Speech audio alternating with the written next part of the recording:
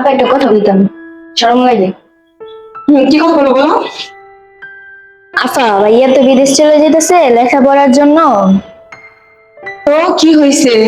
গ্রাম থেকে কত কিছু দিতেছে না, নাড়ু মুড়ি মোয়া আর কত কিছু না দিতেছে। তো 100 টাকা নিয়া 4 দিন আইতাছি যাইতাছি। ভাইয়ার ফ্ল্যাট তো পরশু, শরমে মইরা যেতেছি, কেমনে দেই 100 টাকা? ভাইয়া 100 টাকা কত দিছে আমারে? আর বেতনে তো কাইটা নেন না, 100 টাকাতে বেশি আর জোগাড় করতে পারি না, কেমনে যে দিমু ভাইয়া রে? আরে এত কাছাকাছি করার দরকার কি আছে? তুমি এই টাকাটা নিয়ে খেয়ে ফেলাও, বুঝবা আমার ভাই পেয়ে গেছি।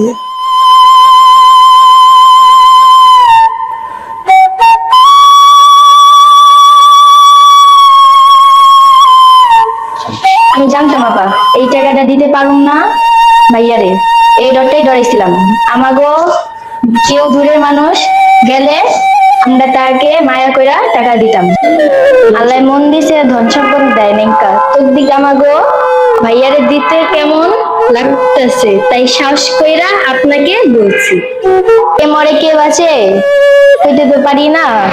ভাইয়া আসার কথা, তো দিন কি আপনাকে বাসায় এখানে কাম করতে পারবো? আচ্ছা তুমি মন খারাপ করো না, আমি তোমাকে 500 টাকা দিচ্ছি, তুমি আমার ভাইয়াকে দিও। ওমা, এটা কি কর? আপনাকে ডেকে আপনারে দিছি, আমার মন শান্তি কি হইব? আমার তো আর রইল না। আল্লাহ কেন যে এত বড় মন দিছে গরিব রে।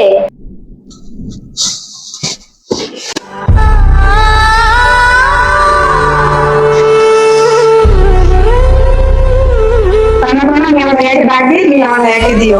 ভাইয়া একটা দিন আসো তো। আপু কিছু কি বলবা? দেখো রহিমা তোমাকে কি বলে। হ্যাঁ রবিমা বলো। ভাইয়া আমি আপনাকে এটা আমার মনে খুশি মনে দিলাম। Thank you. ভাইয়া আসো বসো।